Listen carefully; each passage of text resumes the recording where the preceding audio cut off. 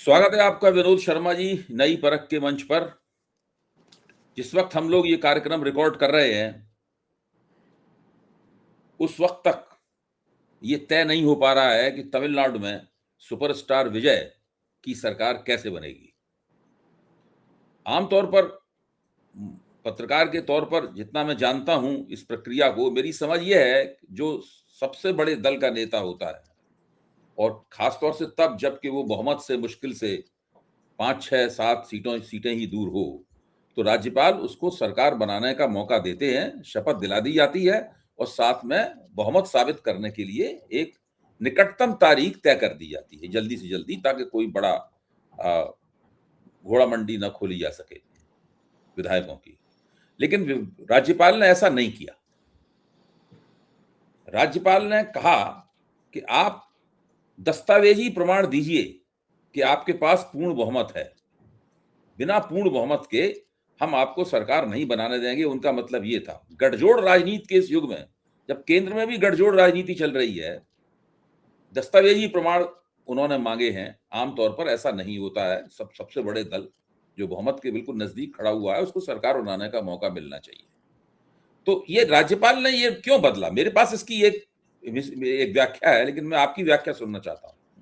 देखिए, राज्यपाल जो है ना, ये फ्री एजेंट नहीं है। हाँ, ये सिर्फ कहने को राज्यपाल है।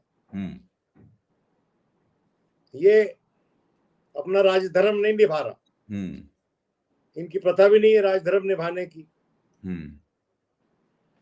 मेरा ये कहना है कि ये सिर्फ अंडरस्टैंडिंग की बात नहीं है Abhay ji, it is the law. Bombay case में सुप्रीम कोर्ट का जजमेंट था कि majority will be proved, the strength of the party will be proved on the floor of the house. अब एक सबसे बड़ी पार्टी बनके उभरी है। गवर्नर के अपने बयान के अनुसार गवर्नर ने उसको आश्वासित भी किया है कि मैं किसी और को नहीं बुलाऊंगा, तुम अपने नंबर प्रूव करो। पहले तो ये गवर्नर है कि कैलकुलेटर है। He can't be functioning as a calculator. He has to function as a constitutional head of the state. State, not the country.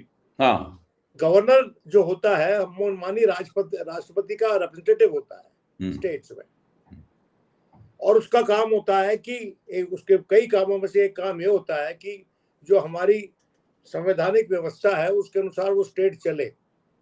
और उसमें शुरुआत कब होती है? जब सरकार बनती है। किस तरह से बनानी है सरकार? वो कहता है मैं आश्वासित नहीं हूं कि आपके पास मेजॉरिटी है, आप मुझे तो लिखवा के दो।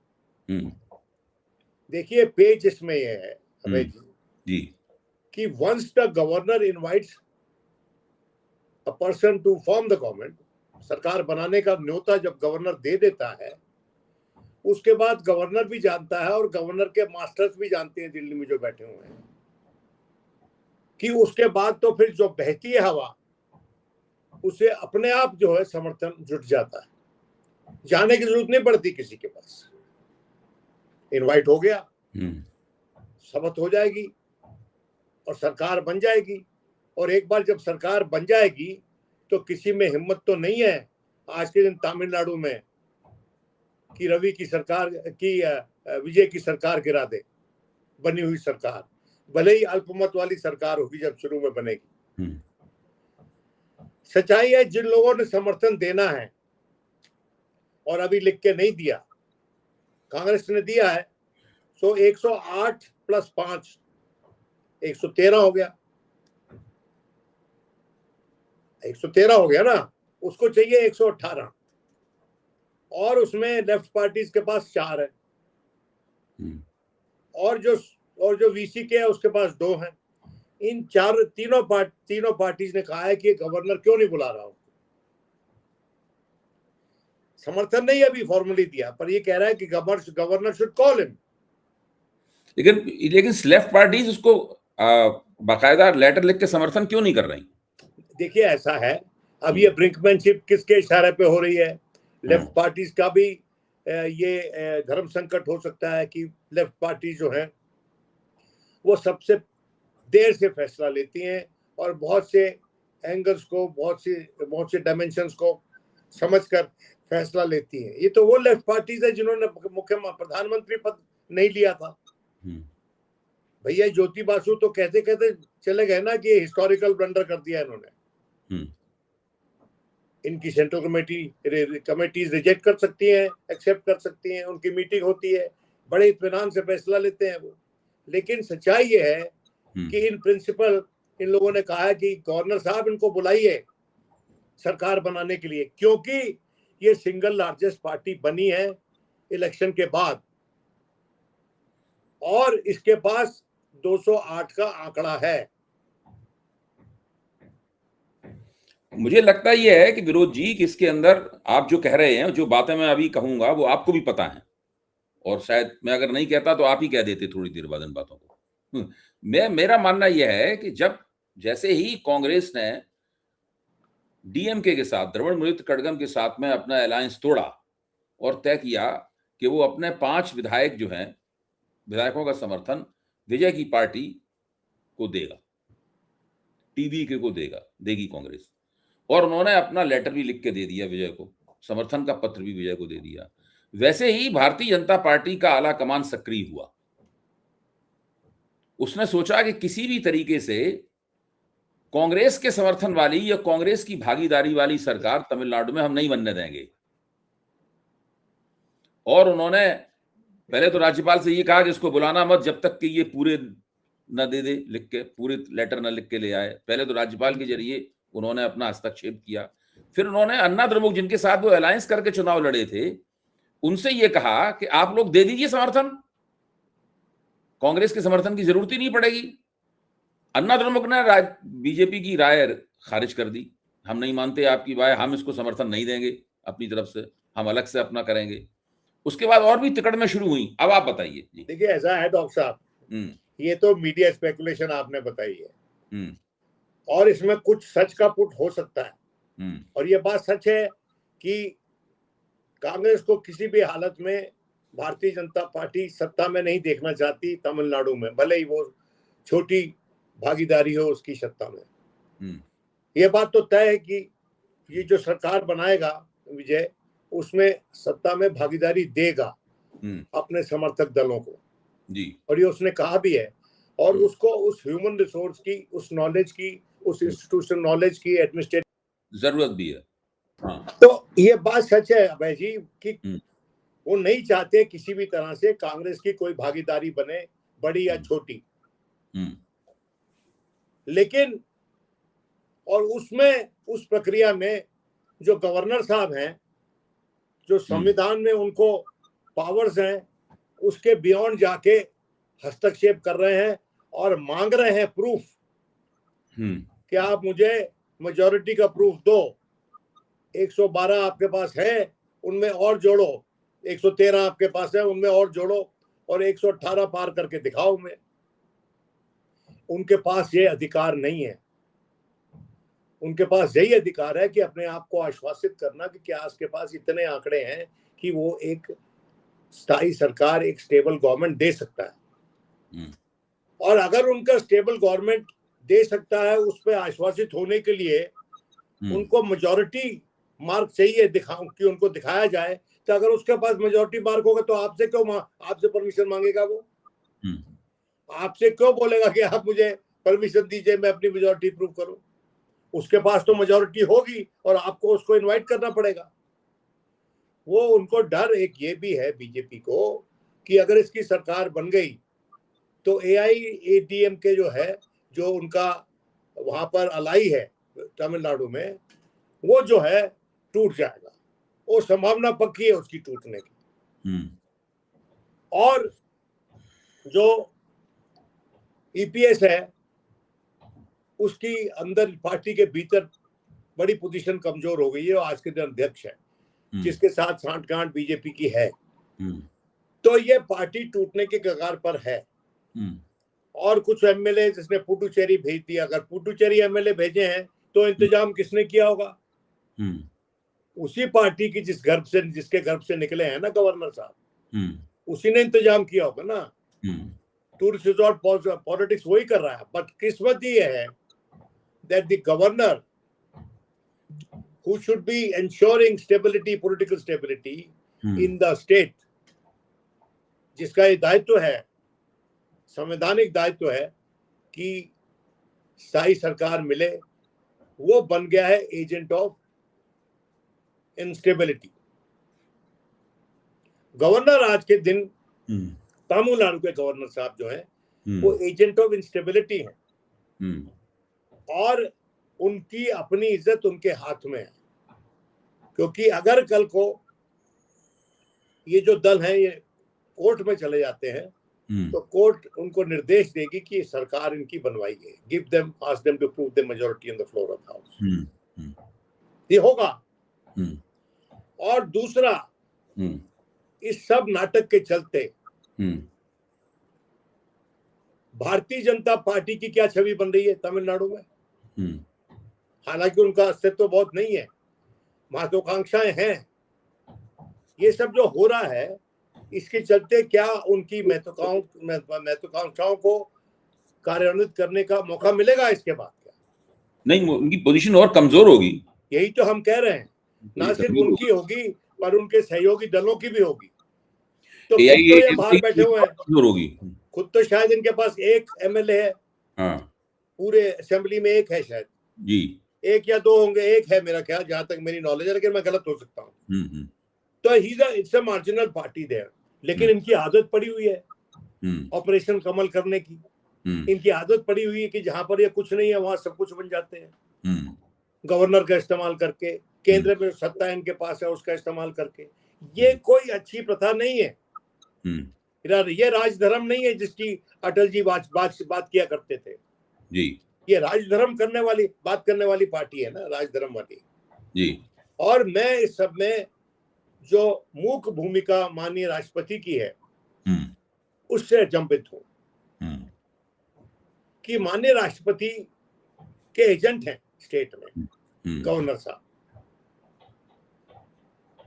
मतलब किताबी, मतलब कॉन्स्टिट्यूशनल बात तो वही है, प्रैक्टिकल बात अलग हो सकती है, लेकिन कॉन्स्टिट्यूशनल पोजीशन वही है। तो क्या राष्ट्रपति का दायित्व तो नहीं बनता कि फोन उठाकर, अभी आपने गवर्नर साहब के लिए एक शब्द इस्तेमाल किया था कि वो फ्री एजेंट नहीं है। हाँ, वो नहीं है। हाँ, तो राष्ट्रपति जी के लिए शब्द इस्तेमाल आप क्यों नहीं कर रहे कि वो फ्री एजेंट हैं कि नहीं? देखिए, बात यह है कि कुछ बातों से जो प्रत्यक्ष हैं, जिनको प्रमाण की जरूरत नहीं है, मैं उनको कहने से सकुचाता हूं क्योंकि माननीय राष्ट्रपति हैं, हमारी आपकी सबकी सांझी राष्ट्रपति हैं। ये बात अलग है कि कुछ विचारों वाली पार्टियों को शायद सौतेला समझती हैं, लेकिन सौतेले नहीं है हम। संविधान के तहत एक ही परिवार है, अलग अलग विचार है। मेरा ये तर्क है उनके लिए पूरे सम्मान के साथ, राष्ट्रपति she is the head of the state of India, head of the government आते जाते रहते हैं, लेकिन जो हेड ऑफ स्टेट होता है, वो हेड ऑफ स्टेट जो होता है, वो जो इंस्टीट्यूशंस ऑफ द स्टेट है, जिनको कि आज के दिन क्षीण कर दिया गया है, उसका भी उसके भी ऊपर वही होता है। और उसमें सुप्रीम कोर्ट भी आती है, उसमें इलेक्शन कमीशन भी आता है, उसमें सब कोई आते हैं, जितने भी इंस्टीट्यूशंस भी इन्वेस्टिगेटिंग एजेंसीज हैं, ये सब उसमें आते हैं, लेकिन उसको अलग छोड़ते हैं। ये गवर्नर देखिए, बीडी जत्ती के जमाने से लेकर हरियाणा में जो हुआ था, वो जो फोटो याद है आपको कि देवीलाल की फोटो जब नहीं बुलाया था तो देवीलाल का ऐसे भावभंगिमा थी कि मतलब he may be about to hit the governor. ये ऐसे प्रकरण इस देश ने देखे हैं, और वो जो है वो पिछली सरकारों के तत्वावधान में हुए हैं। और जो आज की सरकार है, जो उनकी परस्पर भर्त्सना करती रही ऐसे हादसों की, आज वो भी वही हथकंडे अपना रही है जी। तो वो कहावत है ना कि power corrupts but absolute power corrupts absolutely, और यहां मसला एब्सोल्यूट पावर वाला है। और ये दावा भी किया गया कि 20 स्टेट्स में हमारी सरकारें हैं, ये कहा गया ना। अब वो चाहते हैं कि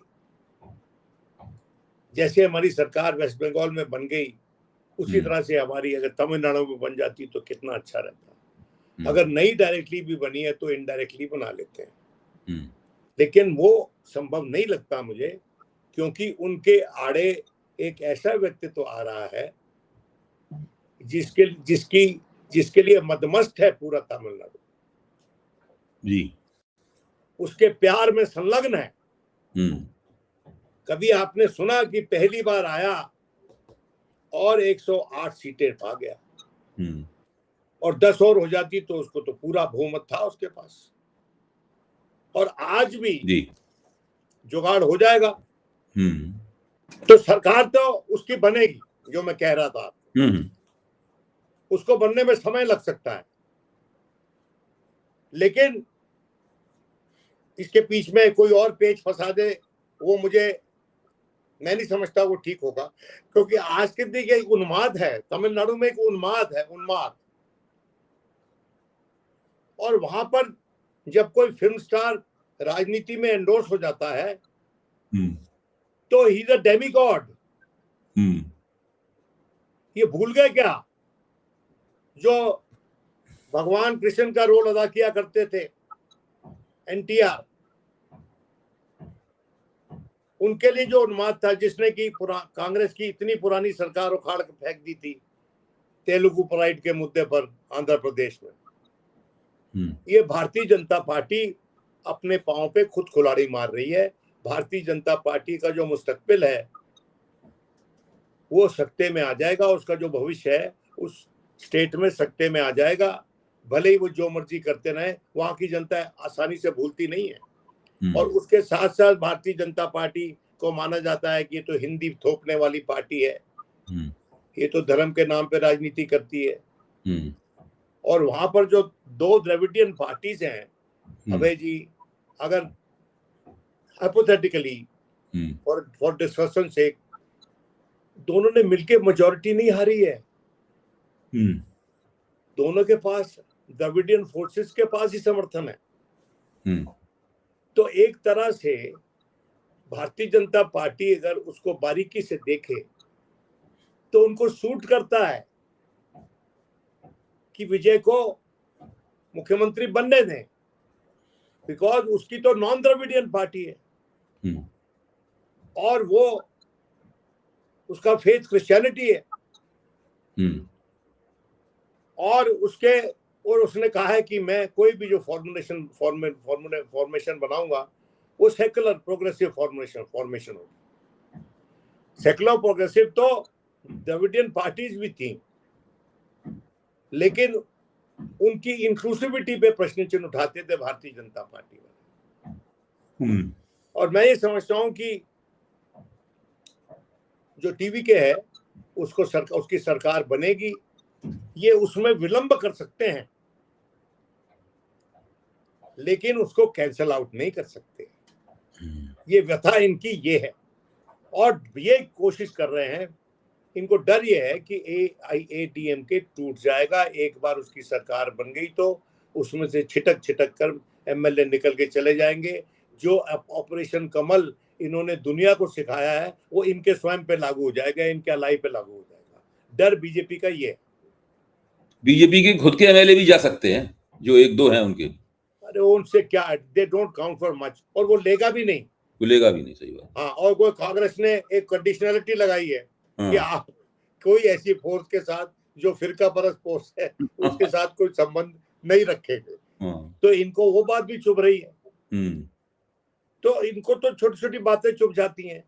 देखो, ये तो टोटल सरेंडर वाली पार्टी है, ये तो पूर्ण समर्पित लोग चाहिए इनको, अपनी बात कहने वाले लोग नहीं चाहिए, विचारों की विभिन्नता में विश्वास नहीं रखते। ये खुद भी टोटल सरेंडर करते हैं और अपने सामने भी टोटल सरेंडर चाहते हैं। ट्रंप के सामने टोटल सरेंडर और हमारे सामने भी टोटल सरेंडर। देखिए, डोनाल्ड ट्रंप के सामने तो डोनाल्ड ट्रंप तो एक फौरी फिनोमिनन है, अभी वो कांस्टेंट फिनोमिनन नहीं है, वो तो चला जाएगा, वो किसी और मुल्क में है। लेकिन हमारे यहाँ उसकी तर्ज पे ये परमानेंसी चाहते हैं कि हम हमेशा सत्ता में रहें। तो इसलिए मैं ये समझता हूं जो तमिलनाडु में कर रहे हैं ये सुप्रीम कोर्ट की आंखें खोलेगा कि नहीं। सुप्रीम कोर्ट की आंखें खोलेगा कि नहीं। सुप्रीम कोर्ट इलेक्शन कमीशन वाला जो मसला है इसके ऊपर बैठा हुआ है, वो कह रहा है कि ये जरूरी है, इसमें पहले हम सुनेंगे इसको, जो हाल ही में लेटेस्ट पोजीशन है उनकी।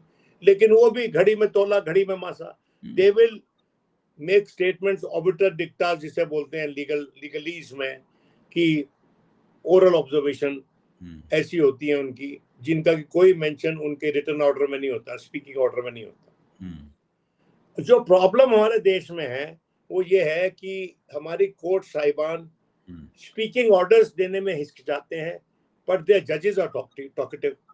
वो भरमार है, उनके टॉकेटिव जजेस की भरमार है।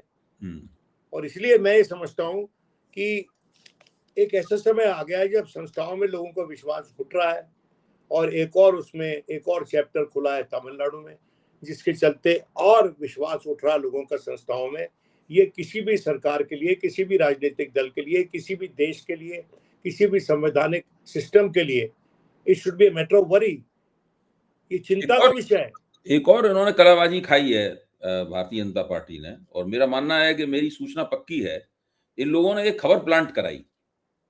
वो खबर ये प्लांट कराई कि डीएमके और एआईएडीएमके मिलकर सरकार बना सकते हैं। हाँ। उसका डीएमके ने खंडन कर दिया। एआईएडीएमके भी उसके साथ मिलकर सरकार नहीं बनाएगी। अगर दोनों मिलकर सरकार बना सकते तो मिलकर चुनाव भी लड़ सकते थे और वो जीत भी सकते थे दोनों मिलकर। अभी आप बता ही रहे हैं कि दोनों को बात सही भी है, अगर दोनों पार्टियां मिला दी जाए तो वो सरकार बना सकते। द्रविडियन पॉलिटिक्स जो है, मतलब है द्रविडियन पॉलिटिक्स अभी वहां पर है, हाँ, खत्म नहीं हुई है। और अगर उनमें एकता हो जाए तो अभी भी वो नंबर 1 की पार्टी है, जिंदा है और स्थापित है द्रविडियन पॉलिटिक्स। देखिए, यही बीजेपी के लिए सिग्नल होना चाहिए। और वो कह रहे हैं इनको टाइम दो।